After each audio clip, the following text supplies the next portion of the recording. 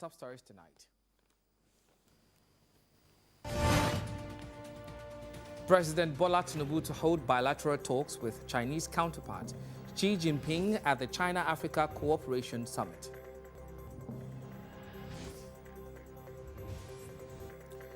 Federal government intensifies surveillance on monkeypox as World Health Organization launches $135 million Global Strategic Preparedness Fund.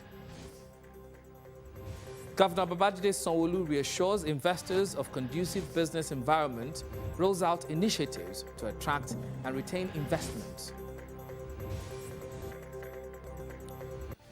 On the foreign scene, Ukraine describes incursion into Russia part of victory plan. To join us shortly for more news.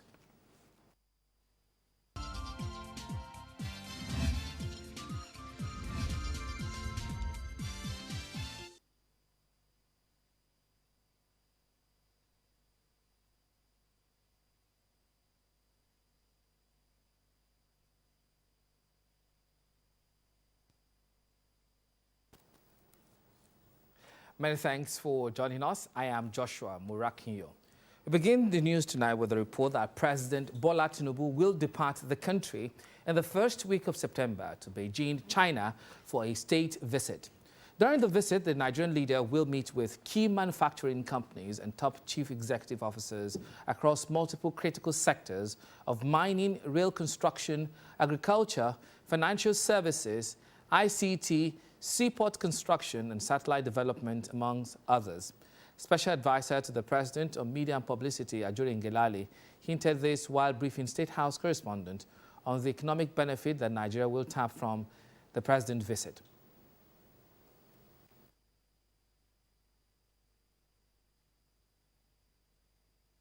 Mr. President will also meet with his Chinese counterpart in the person of President Xi Jinping, where several MOUs will be signed.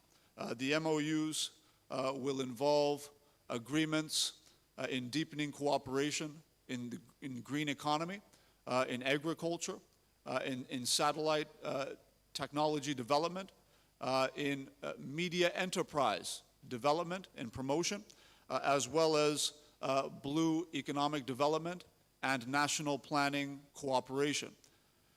This is going to be part of a broader engagement where the two heads of state will discuss matters of mutual interest across not just the economy, but also on issues of national, regional, and international security.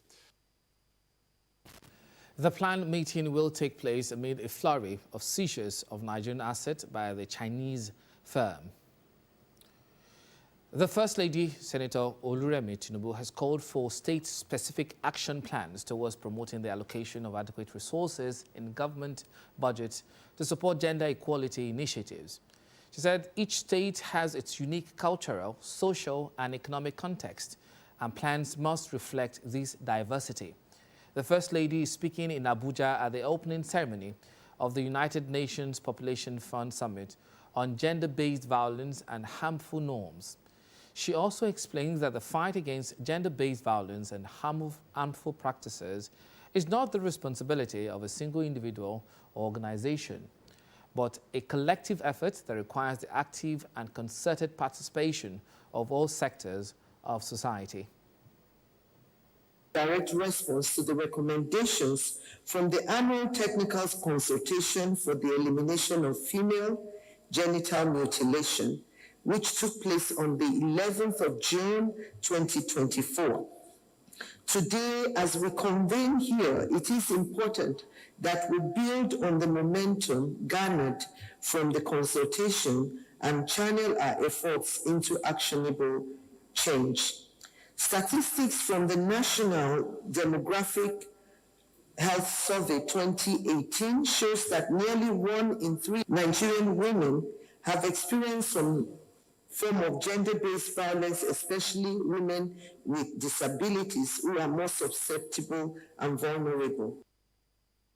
Stakeholders expressed belief that the summit provides a common platform to create awareness, exchange lessons learned, and promote effective strategies for preventing and responding to gender-based violence and harmful practices. With the Minister of Justice, we've been able to put together a standard operating procedure for violence-related practices within schools. And that has been very helpful from all the reports that I am getting from schools. So with all these, we believe that by the time we give our girls the appropriate education, these matters that we are talking about here that are serious threat to our society will be a thing of the past. We, the Ministry of Women Affairs, will move further to make sure there will be consequences if you commit such crime. We don't only have female genital mutilation, we have money marriage, where they use babies to loan money from old men and give out the babies to them. It is happening live and direct. And we equally have the breast ironing, which we have addressed here in Abuja, in Piba community. We aim to foster a generation that values equality, respects human dignity, and actively works to eliminate gender-based violence in all its forms. As we reflect on the outcomes of the recent annual technical consultation on ending female genital mutilation hosted by the UNFPA, it is clear that collaboration is key. The success of these initiatives depends on our collective will and the resources we secure from our partners and donors. High point of the summit was the signing of an agreement by the First Lady and the State First Ladies to symbolize their unified commitment to combat gender-based violence and harmful social norms, and also serve as a public declaration of the resolve to fight the scourge. Let's bring you health stories now. Nigeria and several other countries that have been recently hit by the monkeypox, also known as Mpox outbreak, stand to benefit from a $135 million funding plan by the World Health Organization. The organization says the fund is necessary as it has launched a global strategic preparedness and response plan to stop outbreak of human-to-human transmission of Mpox through coordinated global, regional, and national effort. Meanwhile, this follows the declaration of a public health emergency of international concern by the WHO Director General on 14th of August. Although the current plan is subject to input by WHO's member states who were briefed on the plan covers the 6-month period of September 2024 to February 2025. Meanwhile, the Nigeria Center for Disease Control says a total of 39 confirmed cases and 0 deaths from monkeypox have been recorded across 33 states and the Federal Capital Territory. Director General of the NCDC, Jide Idris, made the revelation at a press briefing on the declaration of the monkeypox as a public health emergency of international concern. He said the NCDC is intensifying surveillance across Nigeria to swiftly detect and respond to new cases. According to Idris, the NCDC all ports health services across all 5 international airports, 10 seaports, and 51 land food crossing borders are on high alert. Forms have been distributed to airlines, especially those coming in from countries where there is an ongoing outbreak of Mpox in the last 90 days. Treatment protocols and diagnostic tool protocols according to the IDSR are now distributed to various states. Additionally, we continue to provide health workers and public with updated guidance on infection prevention and control measures, as well as trained surge staff as part of our preparedness and readiness for Mpox public health events. Health Organization had recently declared the monkeypox surge in Africa a global public health emergency, worried by the rise in cases in DRC and the spread to nearby countries. Now, here in Lagos, the state government has launched a strategic preparedness and emergency center to curtail the risk of importing the circulating new monkeypox variant known as Clade 1B variant. Commissioner for Health, Professor Akin Abayomi, who disclosed this to newsmen in Lagos, says there is no any active monkeypox case in Lagos. Our health correspondent, Aminat Elegushi, has more. The WHO was recently declared a state of emergency over the increase in the cases of monkeypox in West Africa. This initiated a stakeholders meeting for preparedness here in Lagos. A briefing newsman after the meeting about the new variant, Lagos State Commissioner for Health, Professor Akin Abayomi, says the state is taking steps to avert importation of the new variant. We've been given the mandate and the directive by His Excellency, the Incident Commander,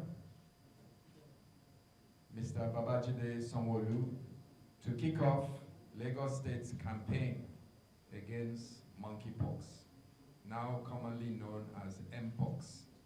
Today marks 3 very important activities. The first activity was to have a stakeholder engagement. The second thing we're doing today is to initiate the Emergency Operations Center that will be focused specifically on the issue of the Mpox outbreak on the continent. And the third thing is the activation of a statewide public health awareness campaign. To be clear, Lagos is preparing. Lagos does not have any active cases at the moment. We are discussing amongst experts. We are initiating a public health campaign. We are educating the public. We're telling you that there's a risk. We're telling you how to recognize Mpox if you should see one or if you should develop the symptoms yourself, and that you should notify us in the Ministry of Health. He also highlighted the symptoms and mode of transmission. If you've seen pictures of any Mpox case, they are characterized by very large pustules. A pustule is a vesicle on your skin, just like chickenpox, that contains fluid. And eventually the vesicle will burst, releasing the fluid. And over time, the situation will naturally subside. Sometimes it will leave you with some scars on your skin, on your face, or on your body. The typical mode of transmission of Mpox is very close contact, skin to skin, and now we're beginning to see a higher number of cases as a result of sexual contact, particularly amongst men having sex with men. While giving assurance of the state government's readiness to combat any diseases, Professor Abayomi appealed to Lagos residents to visit the nearest health facility if they suspect any case of monkeypox. Aminat Elegushi, LTV News. And away from health stories now, the Lagos State government will continue to be intentional in creating a business-friendly environment for both home and foreign investors. Governor Babajide Sanwo-Olu reiterated this commitment at the Lagos Chamber of Commerce and Industry International Business Conference and Expo 2024. Adetola Kayode has more. Gathered in here are business owners, employers, foreign and local investors, including states and federal government representatives, discussing opportunities and prospects in Nigeria for international trade amongst Nigerian states and other countries of the world. One after the other, the ambassadors to Nigeria of Belgium, Germany, Bulgaria, India, Kenya, and others highlighted areas of collaborations with their countries, identifying untapped opportunities and seeking deeper ways of boosting trade and economy. To do business. And over the last few months, a number of interesting B2G and B2B investment relations have blossomed between Belgium and Nigeria, which are all resolutely future-proof and future-oriented. Ties between Germany and Nigeria have developed and are developing. So the trajectory, I think, goes into the right direction, but there's scope for improvement. Kenya and Nigeria enjoys long-standing cordial relations,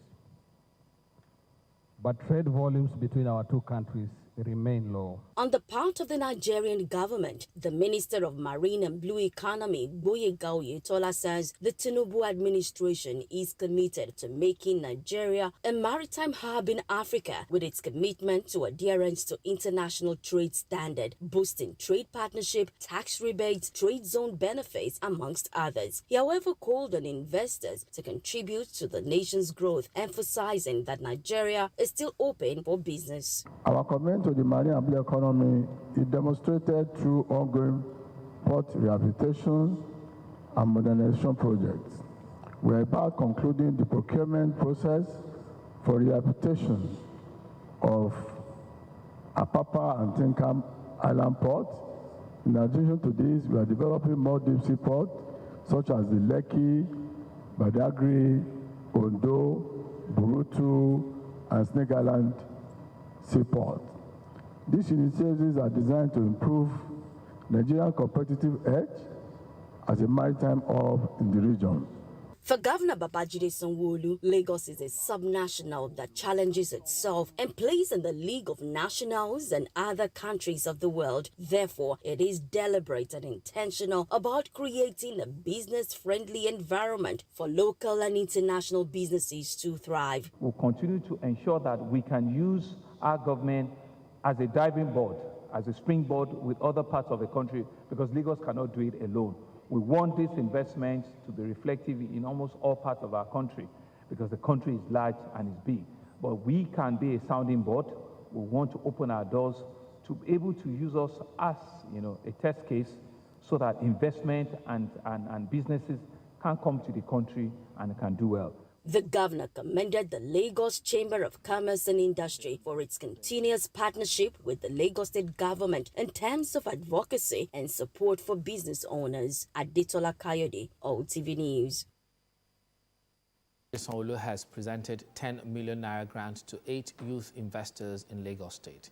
Governor Sanwo-Olu says his administration's commitment to youth development is unwavering at the 2024 International Youth Day in Lagos. Adetola Kayode has more. It's the grand finale of the International Youth Day, and it kicked off with Governor Babajide Sanwo-Olu inspecting the parade and march past by uniformed voluntary organizations in Lagos. The week-long activity is to acknowledge and celebrate the invaluable efforts of inclusion and empowerment of youths in the state.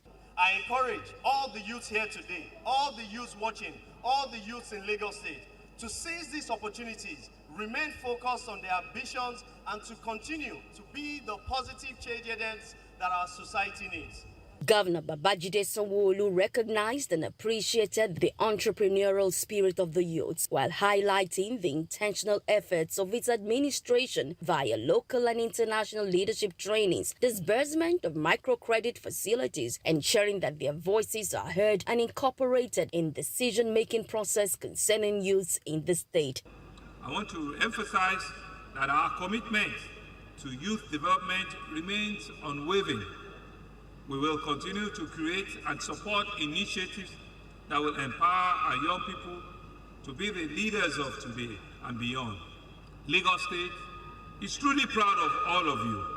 We look forward to see the incredible things you will achieve. Together, let us build a brighter, a more sustainable future, one click at a time. To crown the event, Governor Babajide Sanwo-Olu presented checks totaling 10 million naira to 8 participants who won the Amplifier Business Clinic Pitch Contest, with the overall winner clinching 2.5 million naira. Mr. Governor says this is not just the financial support, but an investment in their dreams, future and prosperity of Lagos, the center of excellence. There was also a display of the culture, dance, song, and traditional prayer of the people of Lagos. Adetola Kayode, OTV News. Thank you, Adetola, for that report. Still ahead. Lagos State government to review civil rules for cases less than 2 years. That's in a moment. To stay with us.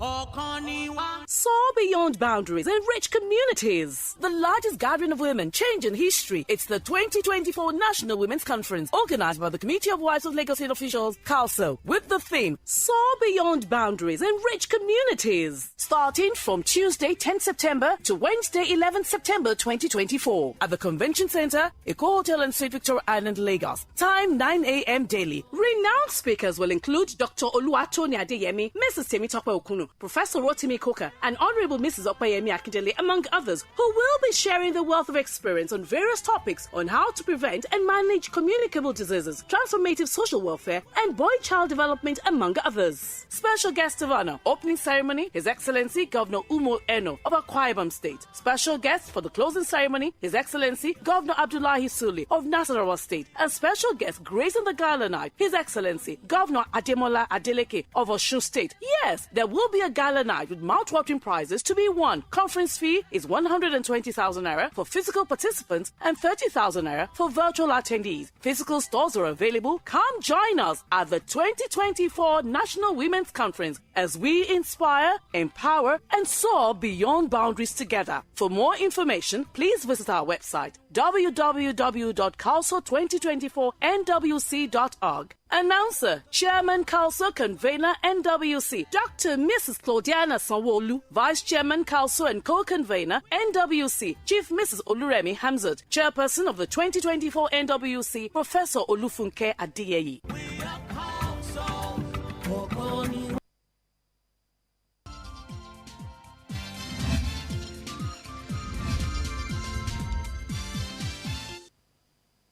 Glad to have you back.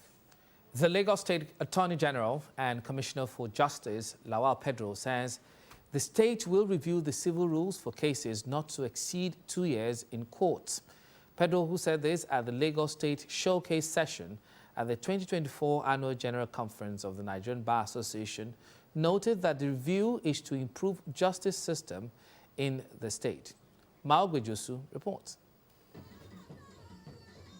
Exhibition of Lagos culture, heritage and innovation at the ongoing Nigerian Bar Association 64th Annual General Conference held in the States. The Attorney General and Commissioner for Justice, Lawal Pedro, said the initiative is to inform and educate participants at the conference about various activities and achievements in the state ministries, departments and agencies. You are the host. Now we must make it different and allow people who maybe for the first time are visiting Lagos. And you know it's only for 4 or 5 days event. Once they leave, they go back. So what they see and hear will be on the media. As it's coming here, we'll be able to give them what we call a taste of Lagos look like. The idea was to showcase two aspects of Lagos State. One is what the Lagos State government have been doing so far, especially in the area of justice. And the second thing is to exhibit the rich culture, the tradition, the history of Lagos itself as a state. Pedro also assured of investment protection, justice assessment, and fast justice administration in the state.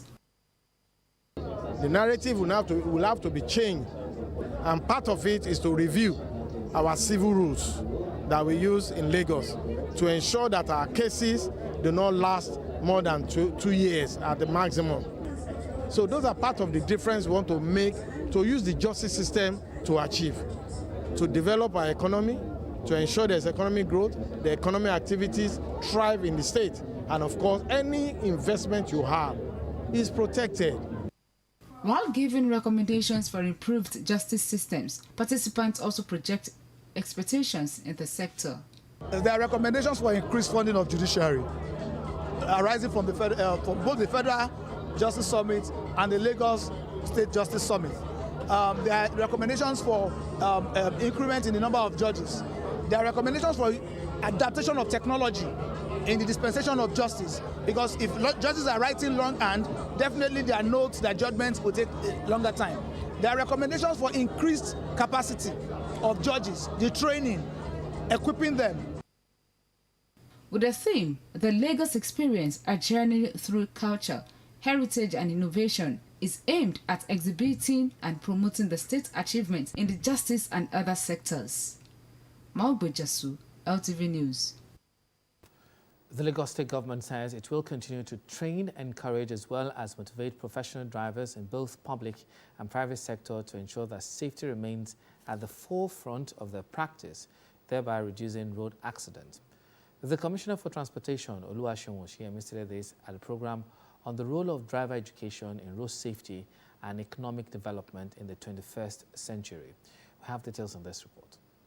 Driving is both challenging and demanding, especially in Lagos. Teaching it requires an understanding of the obstacles that new drivers face. This gathering is about role of drivers' education in road safety and economic development in the 21st century. The Commissioner for Transportation believes the critical role of driver education in modern world requires technical skills, knowledge about maintenance, safety protocols, and traffic regulations. Our goal is to ensure that safety remains at the forefront of their practice, thereby reducing road accidents and improving overall road safety. It is imperative that parents and stakeholders also advocate for the inclusion of driver education in school curricula and seek additional funding to support this program. Driver education is the foundation of road safety. It equips individuals with the knowledge, skills, and attitude necessary to navigate our roads responsibly. For the participants, the understanding of the essential interplay on the road is a precursor for less crashes and loss of lives. Every year, our skills, our knowledge are being renewed, for better performance. Ultimately, we want to reduce the rate of road accidents on the road. We are talking about safety. And if we're not able to give back to the society, it means that our efforts here, or the effort of the state, will always be in vain. Training is a very, very essential component of ensuring that we reduce and most likely stop accidents, because when you have well-trained drivers on the road, obviously they'll be able to follow traffic rules, they'll be able to consider other road users, and we have less accidents on the road. This one will help us to reduce the stress on our medical facility, infrastructures, and also make the road friendly for all road users, and we can have a better and a greater Lagos. Safety is a shared responsibility. Only the government or Lagos State Driver Institute cannot do it alone. It's all encompassing. All the major stakeholders has been brought on board now for better performance on the road. The economic and social impact of averting unending traffic and road accidents are huge. And therefore, getting the buy-in of drivers, instructors, and policy formulators is critical to having safer roads and economic prosperity. Joshua Murakinyo, LTV News, Lagos. Now, the Nigerian Bureau of Statistics says domestic travelers paid 25% more for air flights in July 2024. The Bureau, in its Transport Fare Watch report for July, said domestic airfare rose by 25% year-on-year to 98,561.74 naira in July 2024 from 78,775.74 naira in July 2023. The development comes after the federal government last month said it would further raise its tax charges amid complaints by the airline operators of Nigeria over multiple taxation. Despite the increase in airfare in July, the prices paid for bus, motorcycle, and waterway journeys declined in July 2024. NBS says the average fare paid by commuters for bus journeys within the city per drop decreased to 2.18% from 963.58 naira in June 2024 to 942.61 naira in July 2024. On a year-on-year basis, it declined by 29.46% from 1,336.29 naira in July 2023. Residents of Lafiaji community in Etiosa local government area of Lagos Island are calling for President Bola Tinubu's intervention in what they described as illegal distortion and arbitrary deviation from the official right-of-way of the ongoing Lagos-Calabar Coastal Road construction as the community is being affected. Adekola Hastrop filed this report. Concerns over the acquisition and demolition of properties along the Lagos-Calabar Coastal Highway project, which seems to have been laid to rest, especially following the later decision to revert to the old right-of-way as directed by President Bola Ahmed Tinubu, is rearing its head again. Speaking to journalists on the recent threat of demolition, leaders of Lafiaji community in Etiosa local government area of Lagos Island insist that the recent development by the Federal Ministry of Works and the Lagos State Lands Bureau is a ploy to protect some influential interests who are directly affected by President Tinubu's directive to revert to the old right-of-way master plan. In the acquisition of our plots of land and in building our respective property, we were well informed about the right-of-way clearly marked, beaconed, and established for the Lagos-Calabar Coastal Highway, and therefore ensure that we did not encroach on or trespass to the established right-of-way. Let me recall that until the 10th of May, we had no issues at all about the Lagos-Calabar Expressway or about the right-of-way. It was another section of the town that had that issue. But we understand that there is a big estate, very adjacent to Lafiaji. And that's where they prevailed on the minister. While appealing to the Lagos State government to consider the plight of the community's aging population, they say that the demolition threat lacks any legal or moral justification as it violates the constitutional rights of freedom from discrimination. Strangely, upon the announcement of that new alignment by the minister, including a new path in the Lafiaji area, the Office of Development Matters, Lagos State Ministry of Physical Planning and Urban Development served us removal notice on physical development within the right-of-way of the proposed Lagos-Calabar Coastal Highway project in Lagos State, establishment right-of-way, dated 10th of May 2024. As we said earlier, that letter was a lie because there was no right-of-way there previously established where their properties were located. As I am talking to you, no government official had talked to us to seek for our approval to use our property for public purposes. They also expressed support for the Lagos-Calabar Coastal Road project, adding that its execution must be done in tandem with the President's directive, devoid of any bias or favoritism. The Chief of Air Staff, Air Marshal Hassan Abubakar, has directed air component commanders to step up military operations and hit terrorists and oil thieves hard. Abubakar issued the directive in Abuja during a virtual meeting where he lauded the commanders for their outstanding performance. He highlighted the critical role they have played in ensuring the safety and security of the nation, saying that dedication and tactical effort have led to a series of successful missions. Abubakar emphasized that the challenges are far from over and called on the commanders to maintain the momentum while remaining vigilant to continue leveraging intelligence, precision strikes, and collaborative efforts with sister services to neutralize remaining threat. The CAS also reassured the commanders that the NAF leadership remains fully committed to their welfare and the provision of needed resources and equipment to enhance operational capabilities. He expressed confidence in their ability to deliver on their mandate, stressing that the nation's security and peace are paramount.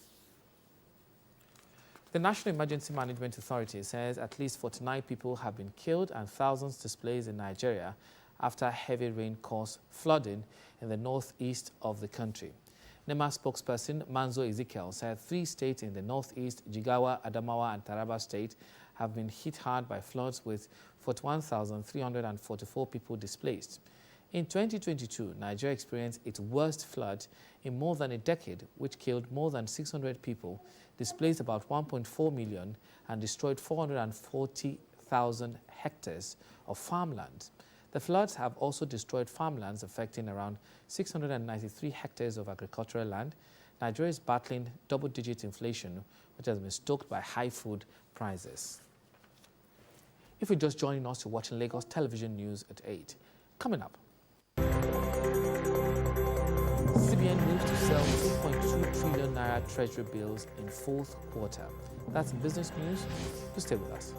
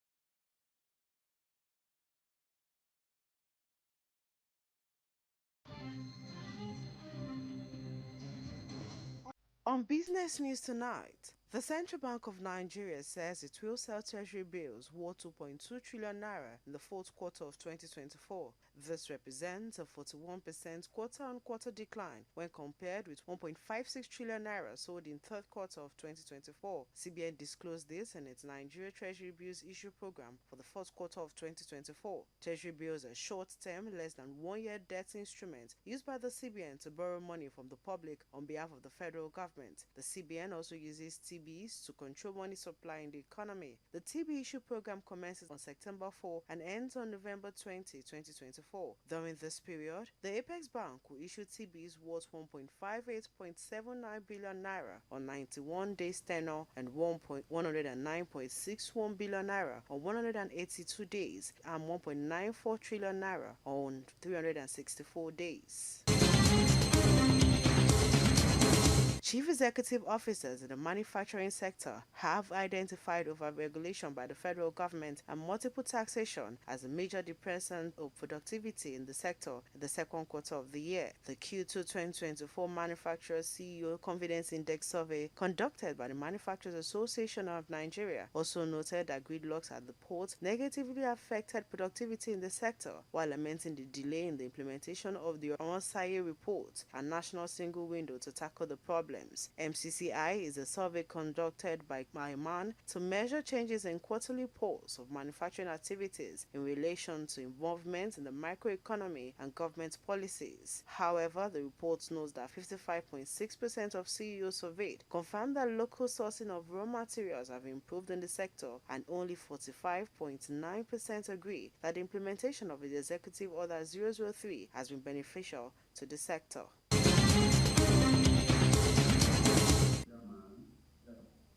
The Association of Professional Women in Engineering Lagos State Chapter has encouraged its members to participate in the Honor Garden competition of the First Lady of the country, Senator Oluremi Tinubu, to promote food security. Speaking at an Upwend public lecture with the theme, Empowering Nigerian Women Engineers and Communities to Promote Sustainable Agricultural Solutions and Food Security in Nigeria, Chairperson of the group, Atinuke Olabi, says aligning with the First Lady's competition through its own initiative is to encourage more women, irrespective of their career path, to embrace farming so as to enhance food production, encourage sufficiency, and foster environmental sustainability. I grew up seeing my mother having home gardens, and everywhere I go, I create a home garden. And for me, this lecture was just the icing on the cake, and to be able to understand a lot more about how to do my home garden and get more out of it. Going to partner with farmers to see how they can enlighten us more on different soil composition, on how to plant, different crops to plant. Speakers here, including the chairman of the All Farmers Association of Nigeria, while lauding the initiative, asked the women to work on farming tools, promote mechanized farming, and leverage on digital technology in farming. Promote home gardens, so as to be able to have food security in our land. We can't continue to complain. When I have a garden in my house, when you have a garden in your house. We all know that if anything is being given to women, they are good managers. They can manage this very well and manage this properly for us to achieve results. That's why I felt that women should be seriously empowered on agricultural activities, both on production, processing, marketing, and value addition. Every woman that has a home should please create a home garden. It goes a long way. It goes a long way. I don't remember the last time I bought bitter leaves or bought other vegetables because I have home gardens. And right now I even have a fruit orchard that I'm creating already. So it's such a pleasure to be able to go to your garden and get some food. Led by the council chairman of Onigbongo Local Council Development Area, the group then demonstrates how easy the home garden can be.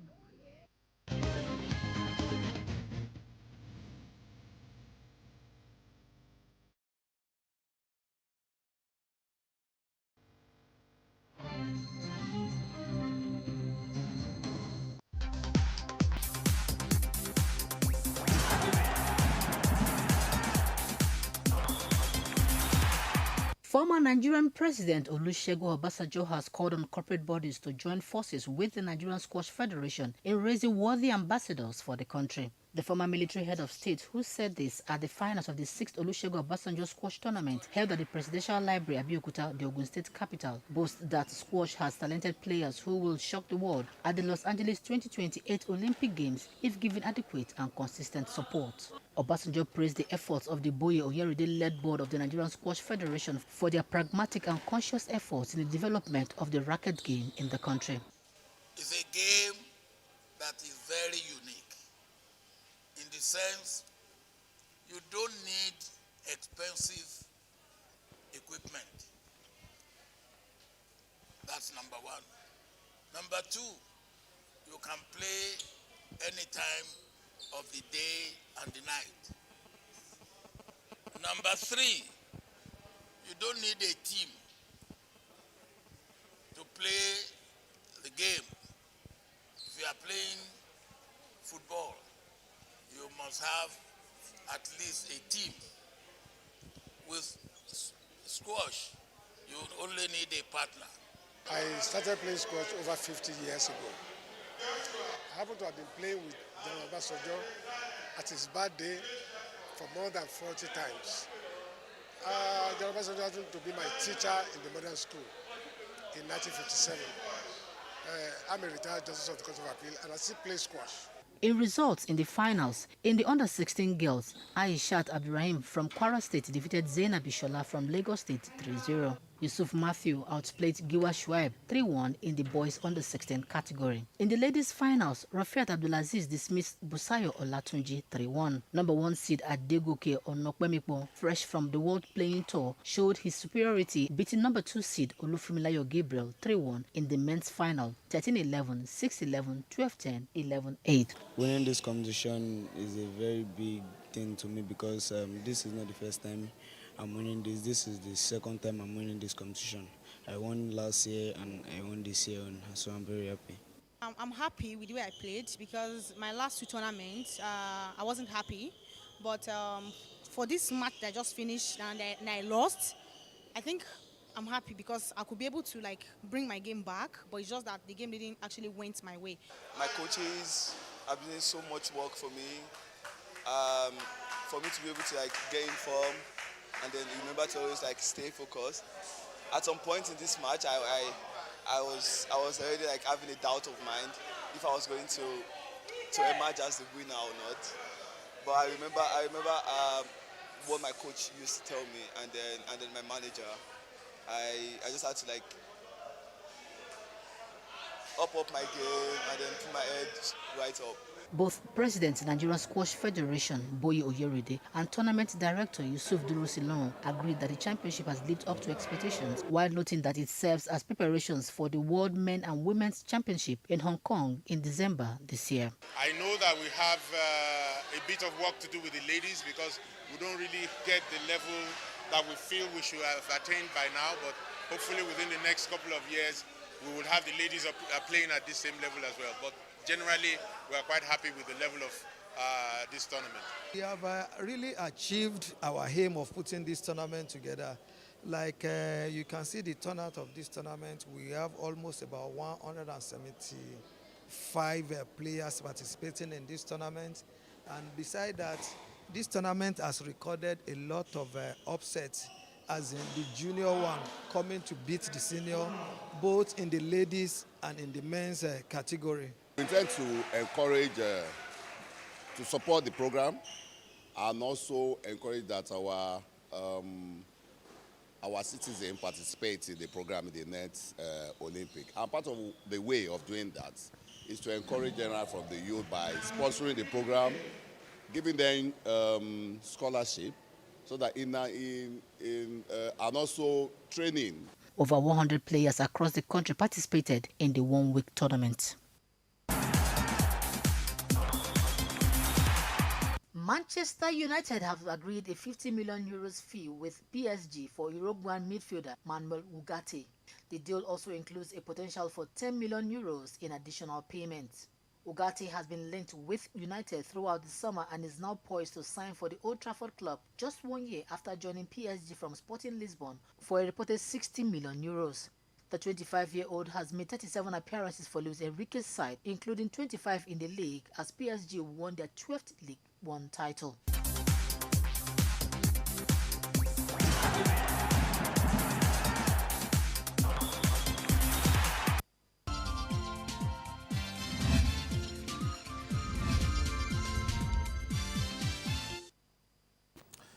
And from Sporting News, let's take you to the foreign scene where Ukrainian President Volodymyr Zelensky says his troops' incursion into Russia's Kursk region is part of a victory plan that he will present to U.S. President Joe Biden next month. Speaking at the forum, President Zelensky says the success of the plan would depend on President Biden and on whether the U.S. would give Ukraine what is in this plan or not, and whether we will be free to use this plan or not. End of quote. A number of Ukrainian troops made an incursion into Russia's Kursk region in early August, and Russia has so far seemingly been unable to repel them. Speaking at the same forum, Ukraine's Kyiv top military commander, Gen Oleksandr Syrskiev, said Ukraine now controls 1,294 square kilometers of Russian territory and 100 settlements, although these figures have not been verified. President Zelensky also revealed that Ukraine had recently carried out the first successful test of a domestically produced ballistic missile. He congratulated his country's defense industry, but declined to share any more details of the missile. Let's take a look at tomorrow's weather forecast.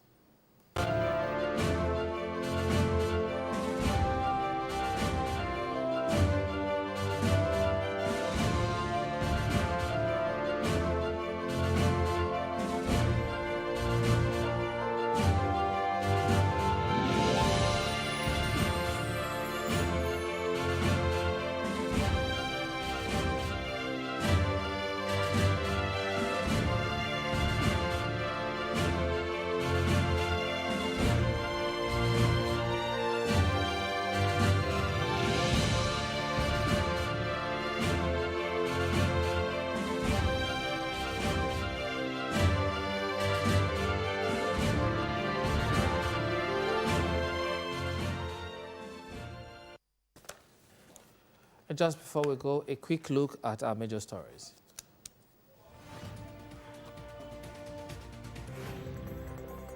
President Bola Tinubu is expected to hold bilateral talks with Chinese counterpart Xi Jinping at the China-Africa Cooperation Summit. Federal government has intensified surveillance on monkeypox as World Health Organization launched $135 million Global Strategic Preparedness Fund.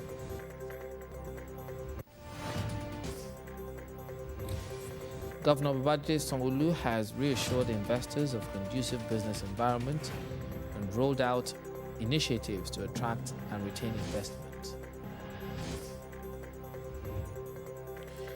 Ukraine has described incursion into Russia part of victory plan. For more news, connect with Lagos Television on these social media platforms.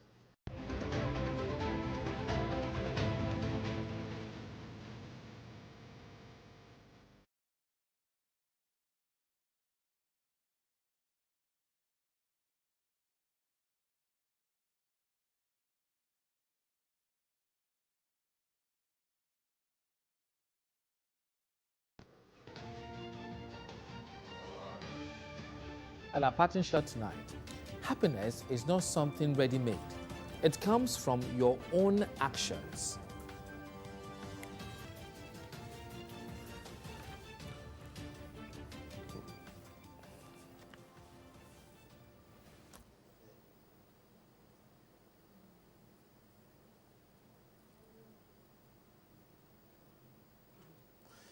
Please remember to call Lagos toll-free line 767 or 112 in case of emergencies. On behalf of the production team, I am Joshua Murakian saying continue to stay safe and good night.